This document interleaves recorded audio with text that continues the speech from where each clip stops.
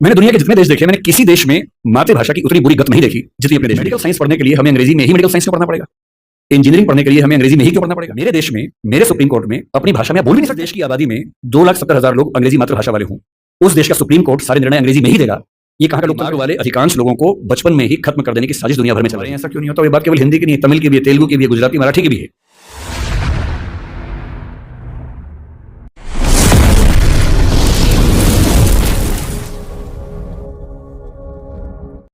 उन्नीस में प्रथम भाषा के रूप में हिंदी बोलने वालों की संख्या भारत में 39% थी।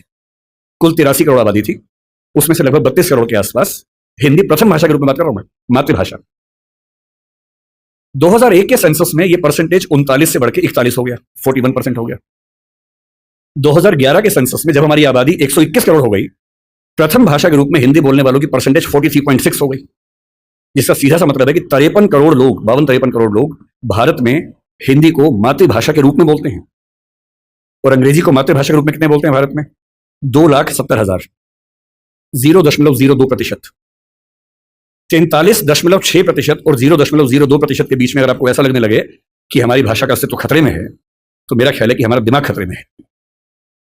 2021 से सेंसस हो नहीं पाया है, अब होगा, उम्मीद है कि 24 में हो जाएगा। हमारी आबादी आज के समय 143 करोड़ की है, अनुमान जो है अगले साल तक 145 के आसपास होनी चाहिए। 145 करोड़ में प्रथम भाषा के रूप में हिंदी बोलने वालों की संख्या अनुमान है कि 45 से 46% अगले साल होने वाली है। और जिसका मतलब यह है कि लगभग मान के चले कि 64 से 66 करोड़ के बीच में मातृभाषा बोलने वाले हिंदी समाज के लोग होने वाले हैं।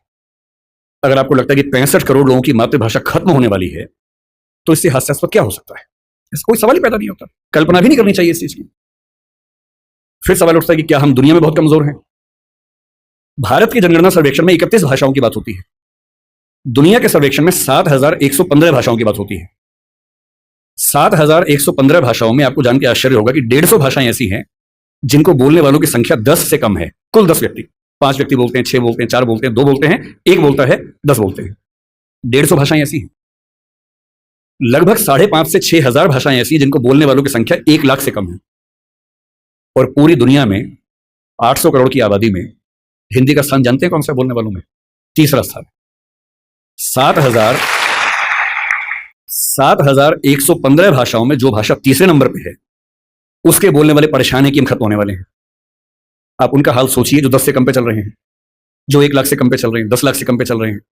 और हम दुनिया की पूरी आबादी में 8% से ज्यादा जिस भाषा को बोलने वाले लोग हैं, हमसे ज्यादा केवल अंग्रेजी और मंडारिन 2 ही भाषाएं हैं जो 16 और 14% पे हैं।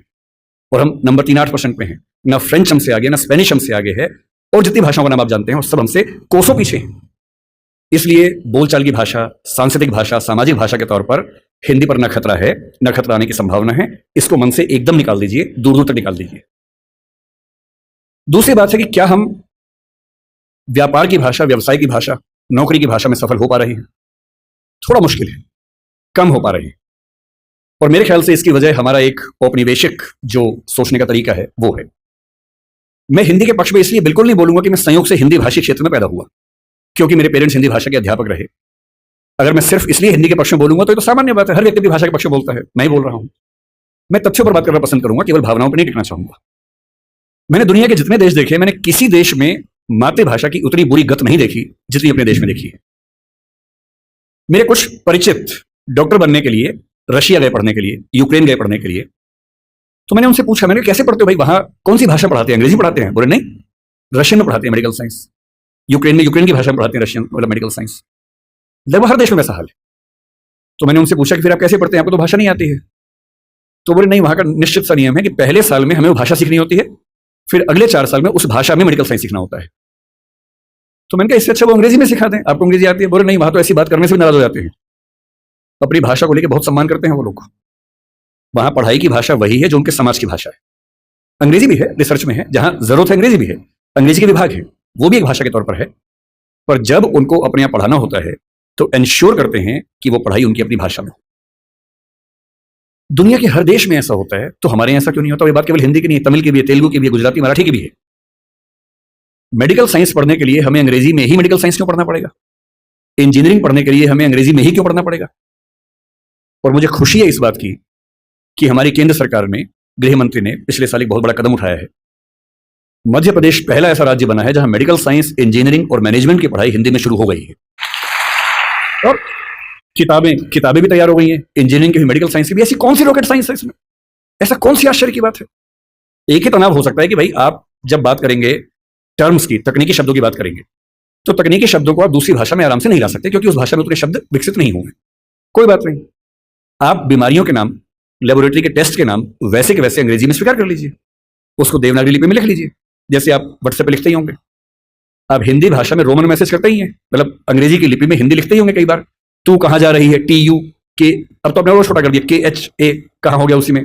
जा में जे से ही काम चल जाता होगा, RH से रही हो जाता होगा, और H से है हो जाता होगा। इसी को भाषा का अपभ्रंश बनना बोलते हैं, जो आजकल हम नए सिरे से बना रहे हैं। क्या समस्या है?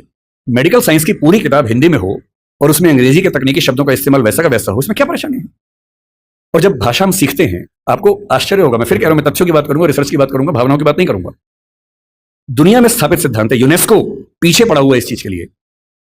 दुनिया में स्थापित सिद्धांत है कि कोई भी बच्चा दुनिया का जितनी आसानी से अपनी भाषा में सीख सकता है, दूसरी भाषा में सीख ही नहीं सकता। इस पर एक्सपेरिमेंट्स हुए बहुत सारे। जो लेटेस्ट एक्सपेरिमेंट्स हैं उनमें से एक आप सर्च कीजिएगा, इथियोपिया में 1994 में एक एक्सपेरिमेंट हुआ। वो जो करने वाले नाम है, उनका व्यक्ति का नाम इरेद सईद ऐसा कुछ नाम है, बहुत प्रसिद्ध। आप इथियोपिया 1994 मदर टंग इतना करके सर्च कर लीजिए, तुरंत सामने आ जाएगा। उस व्यक्ति ने बहुत गंभीर रिसर्च की। 1994 में इथियोपिया ने, जो कि एक अफ्रीकन देश है, क्या किया, एक नियम बनाया कि हमारे सारे स्कूलों में प्राथमिक शिक्षा हमारी भाषा में दी जाएगी, और चौथी क्लास के बाद हम बच्चों को अंग्रेजी में शिफ्ट करेंगे। दो ऑप्शन से, एक है कि बचपन से अंग्रेजी पढ़ाएं, एक चौथी क्लास के बाद अंग्रेजी में शिफ्ट कर दें, क्योंकि उच्च शिक्षा के मामले में अंग्रेजी ज्यादा कारगर भाषा थी, वहां भी थी, यहां भी थी, आज भी है कई मामलों में। इतना ही चेंज किया कि नर्सरी से नहीं पढ़ाएंगे, चौथी क्लास तक पढ़ाएंगे अपनी भाषा में, अंग्रेजी भी हल्का फुल्का सिखाते रहेंगे, और जब अंग्रेजी में एक ठीक ठाक सर आ जाएगा फिर मीडियम चेंज कर देंगे। वो रिसर्च आज की दुनिया में एजुकेशन साइंस की सबसे प्रामाणिक रिसर्च मानी जाती है, और वो साबित करती है कि बच्चों की अटेंडेंस बढ़ने से लेकर, बच्चों की समझदारी बढ़ने से लेकर, बच्चों की जिज्ञासा बढ़ने से, बच्चों की पढ़ाई में रुचि बढ़ने से लेकर, और बच्चों की अपने परिवार, अपने समाज, अपनी संस्कृति के साथ लगाव बढ़ने के स्तर तक, हर मामले में मातृभाषा में पढ़ाई करने से बेहतर स्थितियां बनी। मैं फिर कह रहा हूं, ये बात हिंदी की नहीं है, ये मराठी की भी है, तेलुगु की भी है, तमिल की भी है। मुझे दया आती है उन बच्चों पर जिनमें मेरा बच्चा भी शामिल है। मैं भी उसी समाज की पैदाइश हूं, उसी समाज के दबाव मुझ पर भी काम करते हैं, और ये रिसर्च मैंने संयोग से अपने बच्चे के प्राथमिक शिक्षा के बाद पढ़ी। पहले पढ़ी थी तब भी मैं क्या करता, दिल्ली में आपको एक अच्छा स्कूल मिलेगा नहीं जो मातृभाषा में पढ़ाता हो। एक ऐसा माहौल है, मुझे दया आती है उन बच्चों पर। वो घर में जब 9-10 महीने के होते हैं या 3 साल के जब होते हैं, तब वो स्कूल जाना शुरू करते हैं। 2.5 साल का बच्चा अपनी भाषा में कॉम्प्लेक्स सेंटेंसेस बनाना सीख जाता है अपने आप, बिना एक शब्द भी पढ़े लिखे। आप घरों में देखिए छोटे बच्चों को, अच्छे से वाक्य बोलेंगे, और 2.5 साल का बच्चा तो नए वाक्य बनाने लगता है, वो भी जटिल वाक्य, सरल वाक्य नहीं। उस बच्चे की इतनी गहरी पकड़ एक भाषा में हो चुकी है, एक भी दिन स्कूल नहीं गया है। और इसलिए मातृभाषा का अध्यापन जब स्कूल में होता है, टीचर को पता होता है कि बच्चे को भाषा पहले से आती है, इसे दुरुस्त करना है, सिखाना नहीं है जीरो से। और वो बच्चा बड़े अच्छे मूड से स्कूल गया, उसे मम्मी को टाटा किया, स्कूल जाके पता लगा टाटा नहीं बोलना, बाय बोलना है। उसकी दुनिया खिसक जाती है उसके पैर के नीचे से। वहां उसे पता लगता है कि भिंडी नहीं है, ये लेडी फिंगर है, तुम जो लाए हो आलू नहीं है, पोटैटो है, रोटी नहीं है, ब्रेड है। ठीक है, ब्रेड तो वो होती नहीं, वो सब ब्रेड्स होती हैं। समोसा है ही नहीं इंग्लिश में, उसको पता लगा कि होता ही नहीं है तो। और वो बेचारा एक अजीब सी कश्मकश में है। उसे अपनी भाषा में सीखना था कि 0 क्या होता है, संख्या क्या होती है, 1 क्या होता है। उसे अपनी भाषा में सीखना था कि सरकार क्या होती है, दुनिया क्या होती है, चलती कैसे है। उसे सीखना पड़ रहा है कि पहले यह समझो कि दुनिया नहीं वर्ल्ड होता है। अब उसकी आधी से ज्यादा ऊर्जा वर्ल्ड पे अटकी हुई है, और बाकी बची खुची ऊर्जा से वो समझ रहा है कि वर्ल्ड होता क्या है। उसकी आधी ऊर्जा लगी नंबर शब्द याद करने में, ना कि यह समझने में कि संख्या क्या होती है, नंबर क्या होता है। एक अजीब सी साजिश दुनिया भर में चल रही है कि दुनिया के हर बच्चे को उसकी मातृभाषा से बचपन में ही वंचित कर दो। उसे एक ऐसी भाषा में सिखाओ जहां उसके लिए वो भाषा सीखना अपने आप में चैलेंज हो। और इसलिए आप देखेंगे कि अगर ज्ञान की दुनिया में दुनिया भर की भाषाओं के आम आदमी शिरकत नहीं कर पा रहे हैं, गलती से भी ये मत सोचिएगा कि दिमाग वाले लोग बहुत कम होते हैं और वही आगे बढ़ते हैं। दिमाग वाले अधिकांश लोगों को बचपन में ही खत्म कर देने की साजिश दुनिया भर में चल रही है। और जो अपनी भाषा में पढ़ ही नहीं पाएगा, वो कैसे आगे बढ़ेगा, कैसे सीखेगा। मैंने 10वीं क्लास तक हिंदी माध्यम से पढ़ाई की है, उसके बाद अंग्रेजी सीखी है, ठीक से सीखी है। अंग्रेजी मुझे कहीं कोई समस्या नहीं आती है, इसमें क्या कोई परेशानी है। मैं आज भी अपनी भाषा में गीत सुनने में ज्यादा खुश होता हूं। मुझे फिल्म देखने में हिंदी में पसंद करता हूं, नाटक देखना हो हिंदी पसंद करता हूं, मजाक करना हो हिंदी में पसंद करता हूं, पढ़ना हो कोई ऐसा विषय जो हिंदी में नहीं है तो इंग्लिश में पढ़ता हूं। इसमें क्या परेशानी है। लेकिन मुझे कोई बचपन से ही मजबूर करे कि मुझे दूसरी भाषा में, संयोग से अंग्रेजी है, फ्रेंच भी हो सकती थी, पुर्तगाली भी हो सकती थी, जो जीत जाता उसकी भाषा ढो रहे होते। ज्ञान विज्ञान की दुनिया में मेरा निजी विश्वास है इस वर्चस्व को तोड़ना बहुत जरूरी है। हम हिंदी में हजारों शब्द क्रिएट नहीं कर पाएंगे 2 दिन में, सही बात है, मुश्किल है। और हमें इतना शुद्धतावादी या प्यूरिटन होने की जरूरत नहीं है कि हम सारे शब्द अपने ही गढ़ेंगे। हम तो इंटरनेट को अंतर्जाल ही बोलेंगे, हम कंप्यूटर को संगणक ही बोलेंगे, तो आप अकेले बोलते रहेंगे, पूछेगा नहीं आपको। जो शब्द अंग्रेजी के प्रसिद्ध हो गए उनको मान लीजिए। जापानी भाषा का शब्द है रिक्शा, आप लोग रिक्शा में घूमते हैं, कभी आपने कहा कि रिक्शा को मैं नरयान बोलूंगा? कई लोग बोलते हैं नरयान, कि मनुष्य द्वारा चलने वाला एक विमान या वाहन। क्या बकवास है। अरे जो शब्द जिस भाषा से आया, प्रसिद्ध हो गया, अपना लीजिए उस शब्द को। और उसके बाद भाषा में असली समस्या शब्द नहीं होती है। भाषा विज्ञान में एक होता है जिसको मॉर्फोलॉजी कहते हैं, एक सिमेंटोलॉजी होता है, लेकिन जो सबसे महत्वपूर्ण स्ट्रक्चर है सिंटेक्स है। सिंटेक्स का मतलब है वाक्य का निर्माण कैसे होता है, शब्दों का क्रम कैसे तय होता है। किसी नई भाषा को सीखने में सबसे बड़ी मुश्किल आती है सिंटेक्स सीखने में। आप हिंदी भाषा के सिंटेक्स में अंग्रेजी के शब्दों को शामिल कर लेंगे, रति भर समस्या नहीं आएगी। और इसलिए जिसको हम कहते हैं कि अंग्रेजी माध्यम है और हिंदी माध्यम है, कहने की बातें हैं। मैं अंग्रेजी माध्यम में बच्चों को खूब पढ़ाता हूं, 8-8 घंटे दिन में पढ़ाता हूं, और वहां भी देखता हूं कि जैसे कोई मुश्किल कंसेप्ट आता है, जब तक अंग्रेजी में पढ़ाने के बाद हिंदी में भी ना समझा दूं, उनके चेहरे पर 12 बजे रहते हैं। क्योंकि वो हिंदी भाषी समाज के, बचपन से लगातार हिंदी बोलने समझने वाले और अंग्रेजी माध्यम लेके एक ज्ञान की भाषा के तौर पर अंग्रेजी पढ़ने वाले व्यक्ति हैं। हंसी मजाक हिंदी में हो तो ठा के मार के हंसते हैं, इंग्लिश में हो एक आध हंसता है, बाकी इसलिए हंसते हैं कि हंसने की बात थी तो हम भी हंस लेते हैं। नहीं बात बनती। मन की भाषा, आत्मा की भाषा अलग भाषा होती है, ज्ञान की भाषा अलग भाषा होती है, इसमें कहां कोई दिक्कत है। और इसलिए मैं आपसे कहना चाहता हूं कि ज्ञान विज्ञान की भाषा के तौर पर, व्यवसाय की भाषा के तौर पर जबरदस्ती एक वर्चस्व का दौर चल रहा है जो खत्म होना चाहिए। मुझे खुशी है कि हमारी वर्तमान सरकार इस मामले में, मैं किसी राजनीतिक दल से ताल्लुक नहीं रखता हूं, मुझे ना सरकार का समर्थक माना जाए ना विरोधी माना जाए, क्योंकि मैं सच में दूरी बना के रखता हूं, बहुत दूर बना के रखता हूं। मैं मुद्दों पर तारीफ करता हूं, मुद्दों पर आलोचना करता हूं। भाषा के मामले में वर्तमान सरकार बेहतर काम कर रही है, ये सही बात है। कई स्तरों पर हमने देखा है। मेडिकल साइंस मध्य प्रदेश से शुरू हुआ, एक ही साल में एमपी में, यूपी में, उत्तराखंड में शुरू भी हो गया। और मैं कई साल से सोचता था कि मेडिकल साइंस में ऐसा क्या है जो हिंदी में नहीं पढ़ सकते। और सोचिए, डॉक्टर बनने के बाद करना क्या आपको डॉक्टर बन के आम आदमी का इलाज करना है। भारत के आम आदमी की हालत क्या है? डॉक्टर के पास जाता है, उसको एक वाक्य समझ में नहीं आता है। डॉक्टर 4 लाइन इंग्लिश की बोलता है, कुछ मुश्किल शब्द बोलता है, तो वो मान लेता है कि ज्ञानी आदमी ठीक बोल रहा होगा। उसे अपनी हेल्थ के बारे में एक वाक्य ठीक से समझ में नहीं आता है। किसी विकसित देश में चले जाइए, डॉक्टर की जिम्मेदारी होती है कि जब तक मरीज सारी बातों को ठीक से न समझ ले तब तक इलाज शुरू नहीं कर सकता है। हमारे देश में भाषा का अंतर ऐसा है कि मरीज अपनी बीमारी को ठीक से कभी समझ ही नहीं पाता है। ऑपरेशन तक की सहमति ले लेते हैं अंग्रेजी बोल के, वो समझ नहीं पा रहा होगा, तो हाँ तो हो गया, साइन कर, हाँ साइन कर दिया। उसमें क्या लिखा हुआ है कि तुम्हारा ऑपरेशन करेंगे तो मर भी सकते हो, मर गए तो तुम्हारी जिम्मेदारी है। पता ही नहीं इस बेचारे को।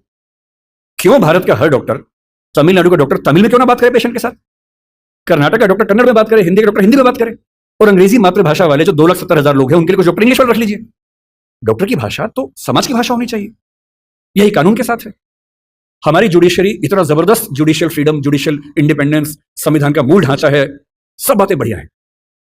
पर जिस देश की आबादी में 2,70,000 लोग अंग्रेजी मातृभाषा वाले हों, उस देश का सुप्रीम कोर्ट सारे निर्णय अंग्रेजी में ही देगा, ये कहां का लोकतंत्र है? यहां आपका जो जुडिशियल इंडिपेंडेंस है या जुडिशियल रिस्पॉन्सिबिलिटी है, वो कहां से ली जाती है उस समय?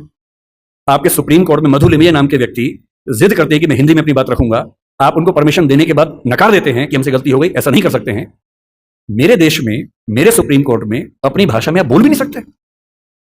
आप 28 राज्यों में से केवल 4 राज्यों में हिंदी में हाई कोर्ट में बात करने की परमिशन देते हैं। पर लोकतंत्र का मतलब क्या होता है? कुछ गिने चुने एलिट्स के हिसाब से जनता अपनी भाषा बदलेगी या जनता की भाषा से प्रशासक भाषा बदलेंगे अपनी? अगर लोकतंत्र है तो लोकतंत्र में जनता की भाषा ही केंद्र में होनी चाहिए, कोई और भाषा केंद्र में कैसे हो सकती है? पर हम लोग इतने आदी हो चुके हैं, हम स्लेव मेंटालिटी के इतने अभ्यस्त हो चुके हैं कि हम ये प्रश्न कभी नहीं करते। हमारे सुप्रीम कोर्ट के चीफ जस्टिस या कोई जज हिंदी में क्यों नहीं बात कर पाते? और नहीं कर पाते, मैं फिर बार बार कह रहा हूं, मामला सिर्फ हिंदी का नहीं। मेरी इच्छा है कि सुप्रीम कोर्ट के बहुत सारे जजेस में कुछ को तमिल ठीक से आती हो, कुछ को तेलुगु अच्छे से आती हो, कुछ को मराठी आती हो, कईयों को हिंदी आती हो। और बेंच का फैसला करते हुए यह भी एक पॉइंट ध्यान में रखा जाए कि मामला कहां का है और उस मामले में ऐसे जज को प्राथमिकता मिले जो उस भाषा को जानता हो, ताकि केस मेरा है, मुझे हिंदी आती है, मेरा वकील अंग्रेजी में कुछ कुछ बोला, जज ने कुछ कुछ बोला, फैसला हो गया, मुझे पता ही नहीं कि क्या हुआ, और इतना पुलिस आगे मुझे ले गई और मैं परेशान हूं कि हुआ क्या। मेरे मामले के किसी प्रसंग में मेरी भूमिका ही नहीं है, क्योंकि सारी प्रक्रिया 2 ऐसे व्यक्तियों के बीच में चल रही है जिनके पास एक भाषा है जो मेरी भाषा नहीं है, जबकि मामला मेरा है। और कहने को लोकतंत्र है।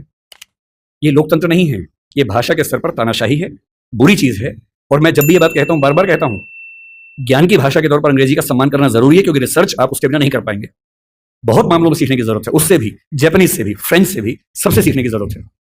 लेकिन आपके देश के सुप्रीम कोर्ट में, हाई कोर्ट में आपकी भाषा में बात ना होती हो, ये बुरी बात नहीं है, शर्मिंदगी की बात है।